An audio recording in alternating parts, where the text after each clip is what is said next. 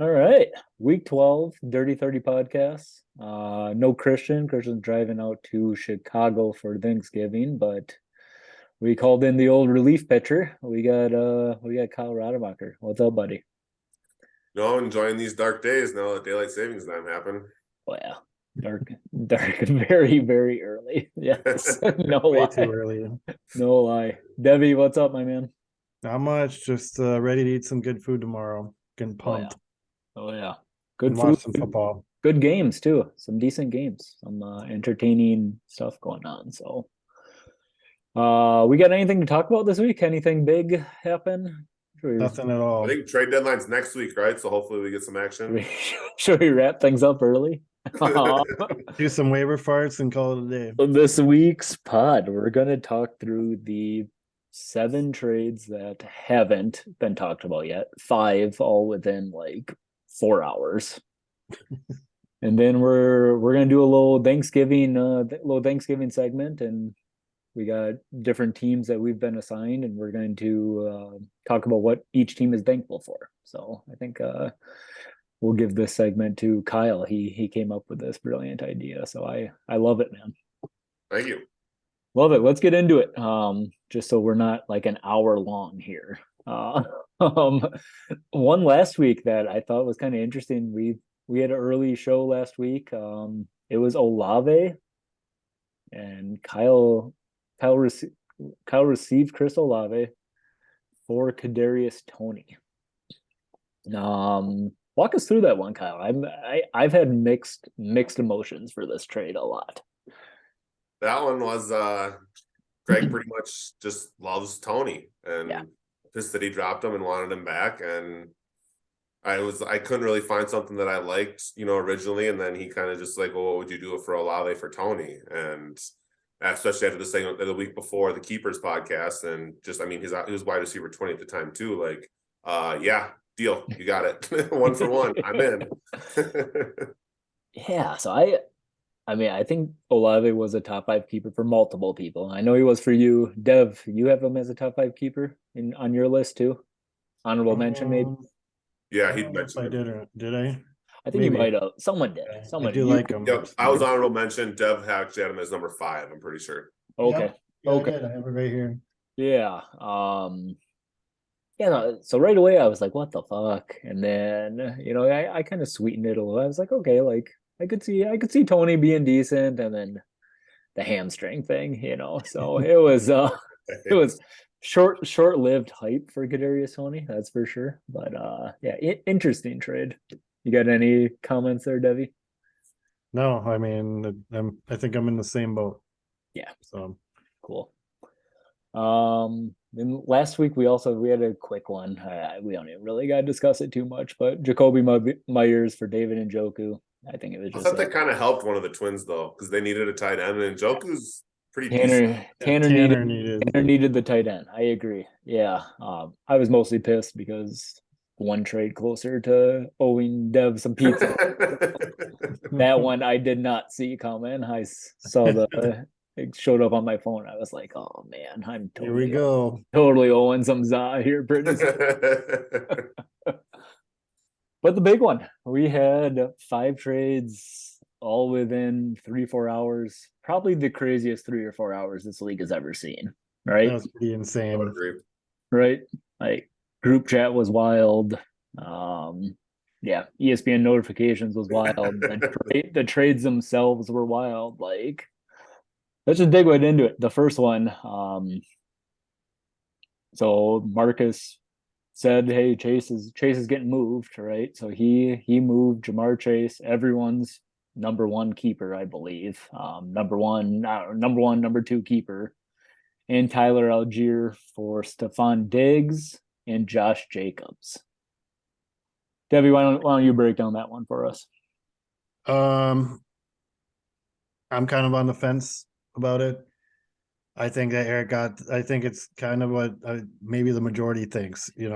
Eric got the best keeper. There's something to say about that. On the other side, he's still in the playoff race. Why are you giving up Stephon Diggs and Josh Jacobs? I don't know what to really feel about it. So Hmm. it's his team, so do whatever you want, but maybe not a move I would have done, I guess. You think but you think it was good value for Chase? sure, Yeah. best keeper. Kyle, Yeah. what are your thoughts there? I don't know if Eric could have done the trade next week per se, so that's why you kind of hop on it this week. Hmm. Because I think Marcus was very intent on moving him, and someone might have bit prior to Eric having a chance. Good point. But I beat him last week, so it's just kind of not going in the right direction for him, and I think that way, Marcus got what he wanted. He was very intent on getting 2 studs, or he was going to keep them, and that worked out for him. So I do think he might have sold himself short this season, but I also don't know if that opportunity would have been there. Yeah. Yeah. Yeah, I'm with you. I think Eric kind of realized, like, hey, yes, I might make playoffs. I'm more than likely not going to win at all, right? Anything can happen. Yeah, I don't know. Everyone keeps saying like 2 studs, but like you give up Chase, and Chase and Diggs are like a wash for me, right? So essentially, you kind of gave up the best keeper for Josh Jacobs, which is fine. Like Josh Jacobs is a beast, I personally think, yeah, a plus move for the both of them. I'm into it. Marcus is in the race, and Eric is playing for next year, so that's all good. Right. A part of a keeper league. Yep. Yeah, next one was with Tanner. Tanner had 2 trades all within that time. Yeah. Tanner gives up Austin Eckler, who has to go back next year, for Cooper Kupp, which is one more year of a 3rd round value. I thought Tanner made 2 brilliant moves during this time. I'm not gonna, like, Tanner was the one guy who I thought like could have actually traded, right? He's actually out of it, I believe. I think some real shit would have to go right for him to win. He has a trade with me on the table for another keeper. FYI, which I might take next week. I don't really know for sure, but Cooper Kupp in the 3rd, man, that's a haul. I'm into it. What are your guys' thoughts there? I agree. I thought, Cooper Kupp is with Christian, arguably a top 5 keeper for next year, one more year, and to be pretty much out of it and still get a great keeper like that. And sad to see Eckler go. I'm sure he's that way, and he's not too worried about a Packers bumper sticker, that's for sure. No, he's not. He's not. No. Yeah, I don't know. I like it. I think it's a good move. What are you guys' thoughts about what are you guys' thoughts about the trade deadline?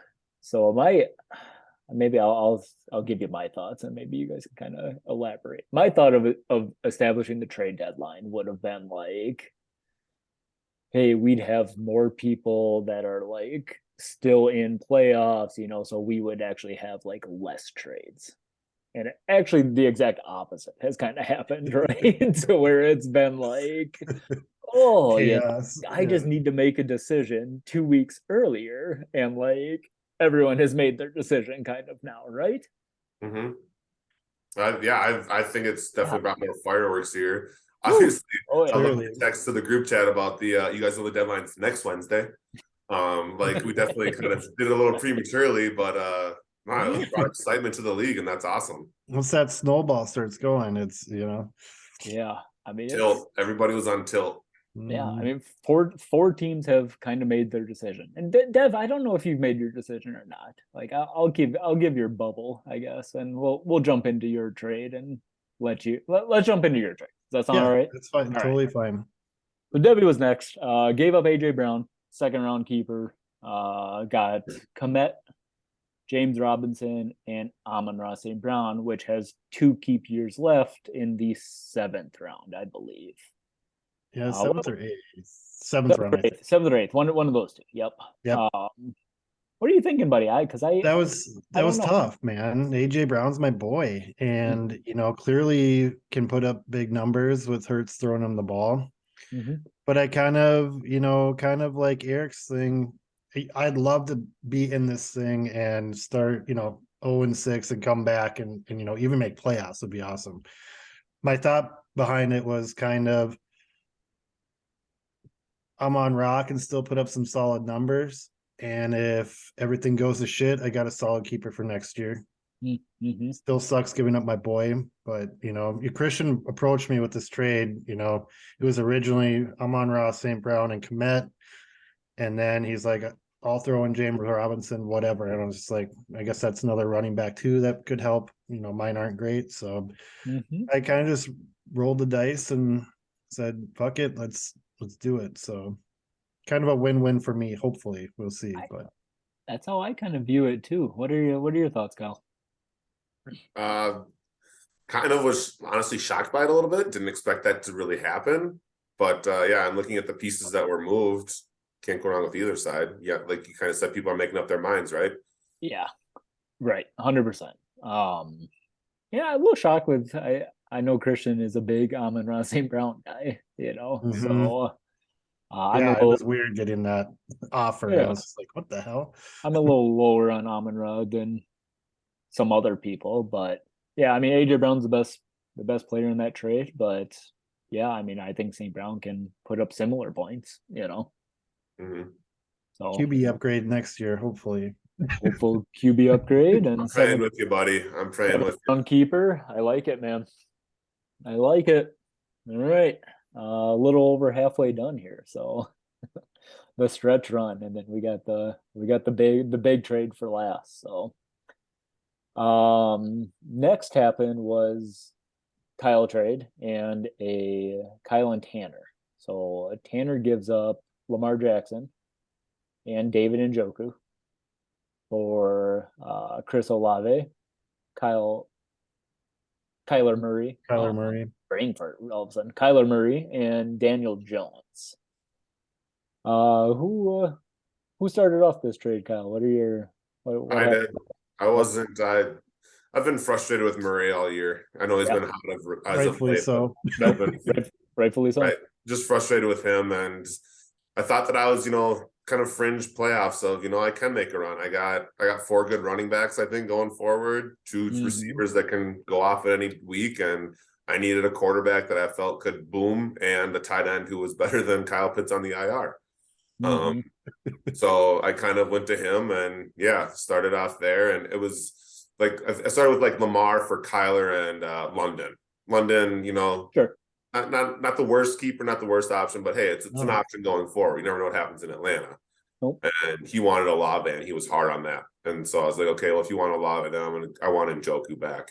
And he goes, deal, give me Danny Dimes because I'm not sure about Murray, and we're good. I was like, yep, fine to send that one. Definitely Olave is a top 5 for me. Don't get me wrong, or a good keeper. But I think I had some other solid keepers on my team that I was more than willing to roll with. And if that got me a chance for this year, then so be it. Well, that's what I was going to ask you about, right? You got a handful of keepers on your team that you feel like are decent keepers going into next year already, right? Oh yeah, I got Pollard in the 8th, Christian Kirk in the 8th. I'm still a big fan of Jameson Williams. He might not play this year, but him in the 14th, he's going to go in the 6th to 10th round next year. So that's already massive value right there for him. Yep. And those are the 3 kind of big free ones I have. And I'm honestly, I've said it in the group chat a couple of times, but even Madison, where he signs this offseason, there's so many running backs. I mean, Madison could be the starting running back for the Giants for all we know. And the starting running back for the Giants in the 7th round isn't really that bad. Nope. So I was holding on to him is still the same thing. And it was, I had too many keepers where I didn't think I could make enough moves in the offseason to unload enough and get draft trades. So let's try it this year. I accumulated them. Yeah. And I think another A+ move for Tanner, right? He's out 100%. Of it. He's out of it. I loved it for both teams. He's got Olave. He's got Cup. Like, I don't know who else he has on his team, but he's ready to rock and roll. I would agree. Debbie, you said you love it? Yeah, love it for both teams. Cool. And then here's the big one. So Craig gives up CMC, gives up Justin Jefferson, gets Rachaad White, Curtis Samuel, and then the big dog, Travis Etienne in the 14th, I believe. I think it's the 14th. Yep. Someone else start us off here. Debbie, what are your thoughts with this big? I don't even know. It just seems like a lot, but I don't I don't know. Roddy, what do you got? I don't I didn't really I think track. that's why we love Craig in this league. He always keeps us on tilt. He does. He had a I, roster that was playoff worthy, and then kind of sold it. And yeah, that's just why we love the league that we're in. yeah, and you look at like the ESPN projected Final playoff standings thing. project whoever's going to make playoffs, and they give you like a percentage. Like, Oh, that, yeah. Craig's got a pretty good percentage. I don't like it's close to 60%. You know, like that's in. I'll look it up while someone else is talking, but it's yeah. He kind of sold, right. ETN was my number one keeper, right? So I mean, it was going to take a lot. I also think kind of Rashad White is maybe like the hidden piece of this that maybe people aren't talking about. You guys like Agreed. Rashad? You guys like Rashad White? In general, maybe he's not his keeper. It's ETN and Walker. I mean, it's sure it's a flyer on that, but what value are you really trading for him in the offseason?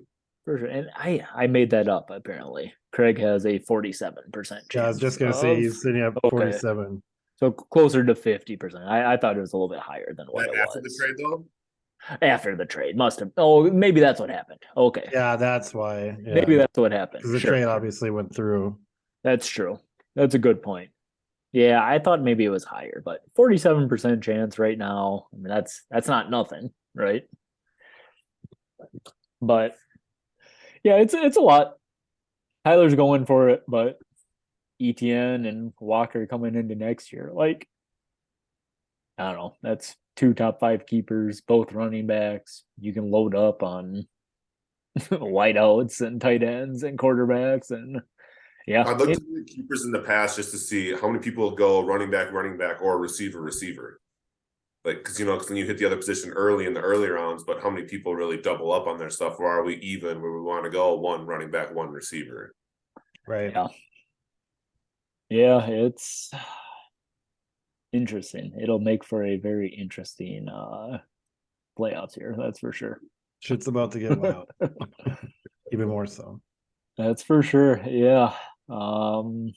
Any final thoughts with all those trades? Let's get to thankful. Yeah, Thankful, man. You're all crazy. Cool. So we divvied up everyone's team. Just kind of, hey, if we're in that person's shoe, what are we thankful for that team? It can be a trade, it can be a draft pick, it can be whatever, right? Whatever that person came up with.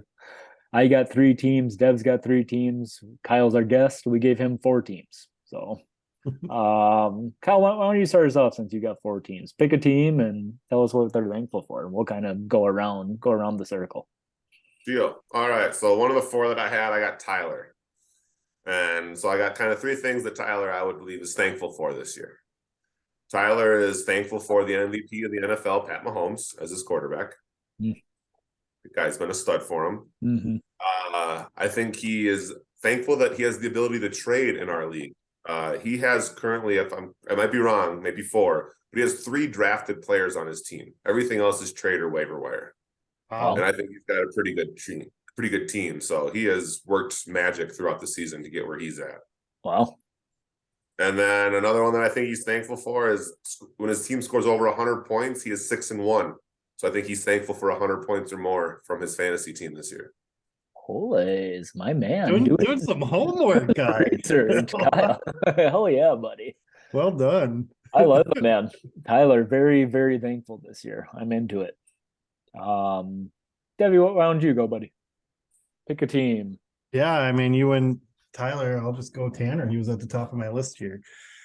Unfortunately, like the Rams, old Tanny also has a hangover from last year's Super Bowl. While he might not be so thankful for that, he is thankful for being able to call it a season and start next year early by collecting keepers. So, I think he's done a good job with that so far. Obviously, we just talked about it. Mhm. And I think he's also thankful for Gabe Davis having Josh Allen throw him the football. I have a feeling this game tomorrow will definitely be putting him closer to that touchdown over. Olays. I'm hoping there you that too. I got some money riding on that. So yeah, got to be thankful for Cooper Cup and Chris Olave going into next year. Yep. No, nothing Thankful for keepers and getting For the sure. jump on next season. for sure. I got Derek's team. I think Derek is thankful for Joe Burrow. I think he had a very deep team, full of running backs, full of wideouts. Really good team. I think he was a quarterback away. And I think once his team got Joe Burrow, and that was a trade with me, his his team's always been very good. I think having Joe Burrow instead of the Aaron Rodgers or whoever else he was playing in there, that team looks a lot better. So I think his team is very thankful for Joe Burrow. Go ahead, buddy. go. All right, so I'll go. The next one I'll have here is I got Christian. So I think Christian this year, he is thankful for the Miami Dolphins because he's also rostered them in fantasy, and I know that brings a joy to his heart. The biggest smile he ever can have on Sunday is owning the Miami Dolphins quarterback and him going off and winning the game. I think Christian is also thankful for the draft day trade he made with me because if he had Jonathan Taylor throughout the majority of the year, his team would have lost more games than it would have won. And then I also believe Christian is thankful for the Wild Tuesday trades because he has a very good team now going forward, sold some stuff, and because everybody was on tilt and that's how he lives. He thrives in tilt situations, and I think he did a good job on Tuesday. For sure. I love it. So my next one, I'm gonna do you, Kyle. I screwed up. I thought I had Derek, so I think we're gonna be missing Craig, but I'll come up with something quick for my last one. Sounds good, buddy. So my bad on that. So Kyle, this one took a minute, but I think that you are most thankful for, and I quote, top running backs. You started off with JT, Mixon, and Swift, and your team was destined for a three-headed monster trio to start the season. And here we are in week 12 and a bunch of trades and roller coaster things happen, and you still somehow have three solid running backs with JT, Cook, and Tony Pollard with Jeff Wilson waiting in the weeds. Mm-hmm. We can all agree that 0 RB is for the birds, right? Yeah. Oh, I love it. Great segment so far. I'm enjoying it, boys. Yeah, this is fun. Yeah. I got Marcus. I think Marcus is most thankful for the before season trade that he made with Dev. He got a second rounder, which ended up being Travis Kelce, and he got a fourth rounder, which ended up being Josh Allen. That wins you a lot of games right there, then and there, right? Josh Allen, advantage. Travis Kelce, advantage. Plus all the other shit that he already had going on for him, right? I think he's most thankful for those cornerstones of Travis Kelce and Josh Allen, and a lucky trade that he made with depth there. So Good go point. ahead. Love All it. right, Matt, I'll do your team next. I Yes, got again. I think you are most thankful for the top. I don't know what pick you had. What, 8? Is that what pick you had in the draft last year? The top 7, letting Devontae Adams fall. I think you are very appreciative that nobody else drafted him before you had a chance. I got a couple trades that I think you're thankful for. I think you're thankful for giving me poop AJ Dillon and poop Drake London for a very good player in Joe Mixon, who won you a week. And then also you're thankful for the Breece Hall trade. That was CEH, Nuke, and Kirk Cousins for Breece Hall, Joe Burrow, and McKenzie, who then you traded Burrow for later on too. Yeah, a lot of you're slinging a lot of poo over there, and you got a lot of gold in return. Thank you, sir. All right. So Last one, Debbie? I'm just gonna wing this one because I screwed up. So Craig. Craig is Craig is thankful for chaos and young people. So, obviously making those trades for Kenny Walker and ETN and Shad White, so get the young people, and then just keeping the league on tilt, like Roddy said. So chaos and young people. Craig loves it. I think so. I thought about the other day. I thought I had the most trades, and then I went to Craig. That guy's got me beat by far. Like he's got to have like 8 to 10 trades this year. Craig right? is thankful for trading. Right. We can throw that in there. Preseason trades and all the stuff. I think he's got 8 to 10 trades this year. I'm guessing. Unreal. Yeah, it's impressive, man. My last guy's Devi. Dev. Man, it was tough, right? You've had a tough injury year for sure. Your team now doesn't really look like your team that you first drafted. I think you're thankful for resilience, right? Your team has been a very, very resilient team. 0-6, you had to bend down in the dump. Totally. Right? Yeah. And right now, 5-6, right? Going into week 12, 5-6. Yep. Yeah. So you've won 5 in a row. I think it's just 4. 4 in a row. Okay, maybe you weren't 0-6 and maybe whatever. Right. But the last thing that I have you're thankful for, I think you're thankful for another year of Javonte in the 5th. Absolutely.